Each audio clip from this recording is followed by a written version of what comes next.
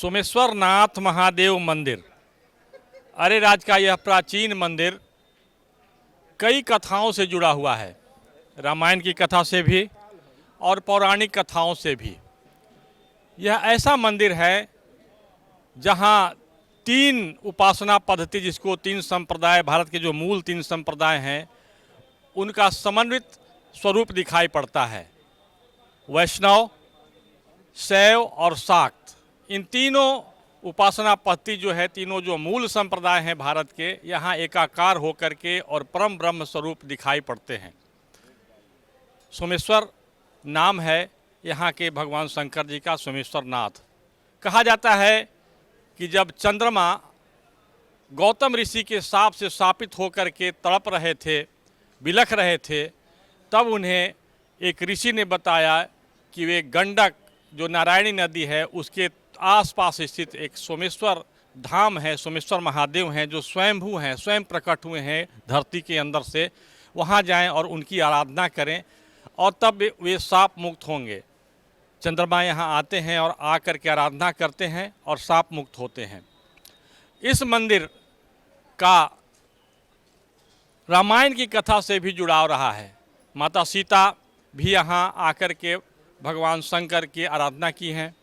इसी प्रकार से एक संदर्भ ऐसा भी मिलता है कि पांडव भी जब अज्ञातवास पर चले जाते हैं दूत कीड़ा में पराजित होने के बाद, तब उन्हें किसी ऋषि से ऐसा मंतव्य मिलता है, ऐसा उनका आशीर्वाद मिलता है कि वे जाएं और जाकर सोमेश्वर महादेव के आराधना करें, उनका अभिषेक, नित्य अभिषेक करें और उनके सानिध्य में ध्यान करें, और इसके बाद वे उनकी स्थितियां बदलती हैं और फिर से वे राज करते हैं और धर्म के विजय दिलाने में उनकी भूमिका होती है।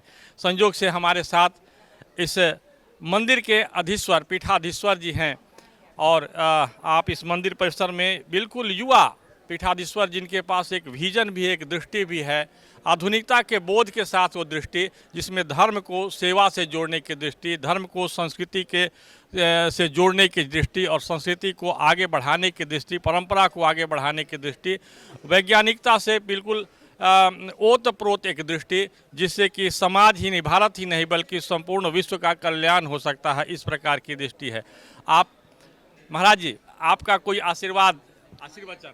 सबसे पहले आपकी पूरी टीम का मैं स्वागत, अभिनंदन करता हूं। बहुत बहुत बधाई की बात है कि हमारे सोमेश्वर नाथ महादेव मंदिर, जो पूरे बिहार सहित ईस्टर्न उत्तर प्रदेश, नेपाल के सभी भक्तों का आस्था का केंद्र सदियों से माना जाता रहा है।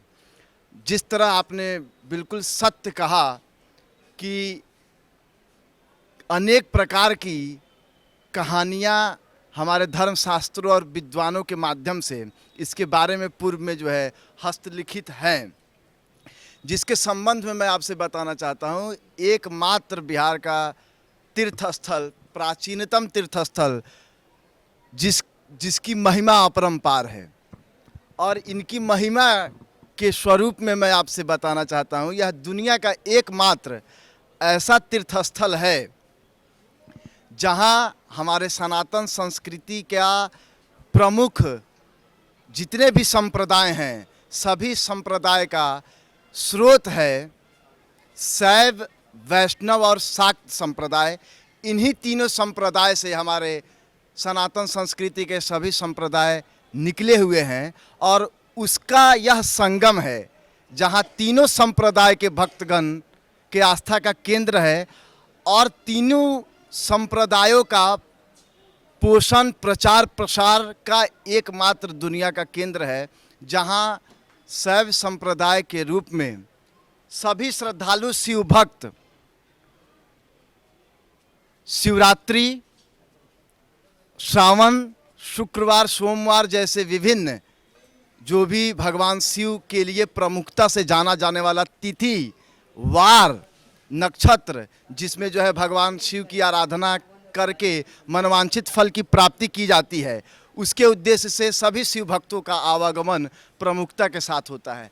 इसके साथ आप शाक्त संप्रदाय के उदाहरण स्वरूप अगर लेते हैं तो सरस्वती पूजा के रूप में यहाँ जिस तरह से मथुरा में लोग जो है होली का शुभारंभ अन्य जगहों से लगभग महीनों पहले से शुभारंभ कर देते हैं। उसी परंपरा के रूप में यहाँ भी वसंत पंचमी के दिन लगभग 3 दिवसीय मेला होता है, जिसमें जो है भगवान सोमेश्वरनाथ महादेव का जलाभिषेक कर भक्तगण सबसे प्रथम महादेव सोमेश्वरनाथ महादेव से होली मिलन समारोह महादेव के साथ मनाते हैं और इनके साथ होली खेलने के बाद अपने जो है गांव क्षेत्र में जो है इस परंपरा को हर्षोल्लास के साथ मनाते हैं। इसी के साथ वैष्णव संप्रदाय से जुड़े हमारे भक्तगण जो हैं वह अनंत चतुर्दशी के पावन अवसर पर, जैसा कि आप सब जानते हैं, दुनिया भर में भगवान विष्णु की प्रसन्नता के लिए महापर्व अनंत चतुर्दशी, जिस दिन लाखों की संख्या में एकमात्र तीर्थस्थल है जहां अनंत चतुर्दशी के पावन अवसर पर भक्तगण कांवड़ यात्रा करते हैं, अनंत चतुर्दशी के पावन अवसर पर भी। और इस तरह से वैष्णव संप्रदाय के भक्तगण भी अपना आस्था के केंद्र के रूप में भगवान के जलाभिषेक के लिए निरंतर आते हैं।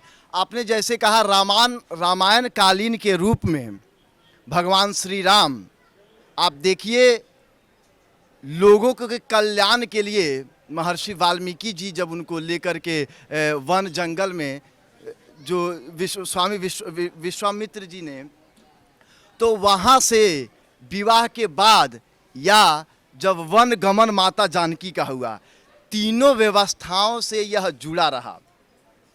जैसे वाल्मीकि आश्रम के रूप में आप देखते हैं, यहाँ से करीब में ही है वाल्मीकि आश्रम, जहाँ लौ कुश का भरण पोषण हुआ, उनका लालन पालन हुआ। और विवाह के उपरांत भगवान श्री राम माँ जानकी के साथ इसी मार्ग से जब निकल रहे थे, चूँकि एकमात्र मार्ग था गोविंदगंज घाट नेपाल जानकी धाम प्रवेश करने के लिए, चूँकि 1812 में सगौली संधि हुई, उसके बाद ही सड़क मार्ग का निर्माण हुआ। उससे पहले गोविंदगंज घाट ही एकमात्र माध्यम था जानकी धाम जाने का। तो इस मार्ग से आने के बाद यही बगल में पार्वती कुंड है, पार्वती पोखरा है, जिसमें माता जानकी के साथ भगवान श्री राम स्नान आदि करके भगवान सोमेश्वरनाथ महादेव का जलाभिषेक किया।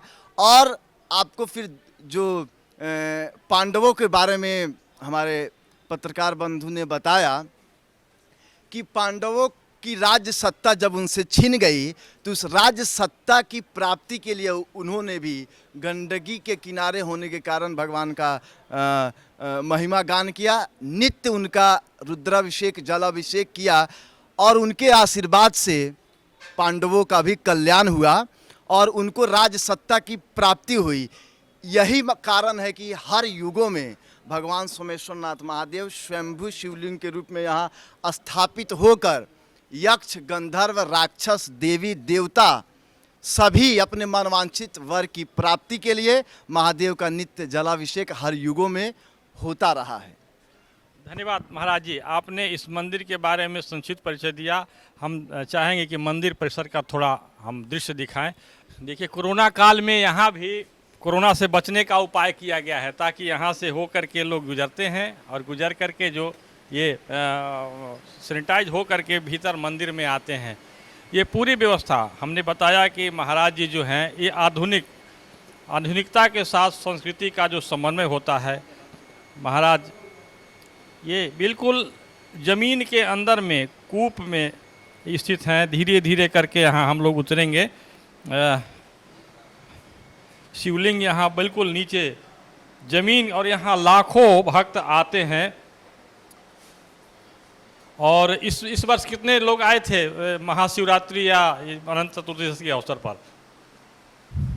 कोरोना काल के कारण चूँकि यह महामारी से बचाव हेतु हम लोगों ने इसको अनंत चतुर्दशी के पावन अवसर पर भक्तों के स्वास्थ्य के मद्देनज़र मंदिर को बंद रखा गया था, जो कि मंदिर प्रबंधन मेरे द्वारा, हमारे मंदिर के पुजारी पंडा के द्वारा जो है ही भगवान की सेवा की गई। बंदी के कारण इस वर्ष लोगों का आवागमन सामान्य दिनों में कितने आते? सामान्य दिनों में लगभग ऐसे सैकड़ों लोगों का आवागमन होता है, चूंकि इस समय अनंत चतुर्दशी या महाशिवरात्रि अनंत चतुर्दशी और महाशिवरात्रि के पावन अवसर पर तो लाखों श्रद्धालु भक्तगण 24 घंटे के अंदर में कई लाख लोग जलाभिषेक करते हैं। 20 लाख 25 लाख लगभग एक अवसर पर 25 लाख तक भक्त यहाँ आते हैं। सोमेश्वर नाथ सावन के पावन अवसर पर तो हमेशा यहाँ से, और यहाँ जो जलाभिषेक के लिए जो जल लाते हैं लोग, कहाँ से लाते हैं? जलाभिषेक के लिए यहाँ भक्तगण जितने भी नदियाँ हैं, सोन है, इसके अलावा गंडक है, गंगा है, पहलेजा घाट, उसके अलावा आपका जिस भी क्षेत्र में जो प्रमुख नदियां हैं, एक ऐसा तीर्थ स्थल है जहां लगभग हर नदियों के जल से ऐसे ऐसे भक्तगण हैं जो प्रयागराज, हरिद्वार से भी जल भर कर के भगवान के यहाँ जलाभिषेक। इस मंदिर के बारे में बताया जाता है कि गंगा, सरजू और सोन, इन 3 नदियों के संगम से जलाभिषेक कर लोग कांवड़ यात्रा करते रहे। ये परंपरा अभी चल रही है। बिल्कुल, इस परंपरा का अभी भी ऐसे तमाम भक्तगण हैं पीढ़ी दर पीढ़ी जो कांवर लेकर के जल बोझी करके भगवान को जलाभिषेक करते हैं। तमाम नदियों से, आपने जैसे हमने बताया पहलेजा घाट के अलावा आपका गंडकी के अलावा यहाँ ये वाल्मीकि आश्रम के पास जो